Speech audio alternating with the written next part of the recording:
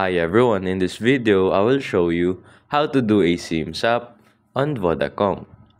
First step, prepare the required documents. Before starting, make sure you have a valid form of identification, ID, passport, or driver's license, proof of ownership of the number, recent Vodacom bill or previous recharge receipts, your old SIM card if available. Second is obtain a new SIM card. Visit any Vodacom store or authorized dealer to purchase a replacement SIM card. Ensure that the new SIM card matches the size requirements of your device. Third is request the SIM swap. You can do it by logging in on My Vodacom app or their website. Navigate to the SIM swap option under Account Settings. Enter the new SIM card number found on the back of the SIM. Follow the prompts to complete the process.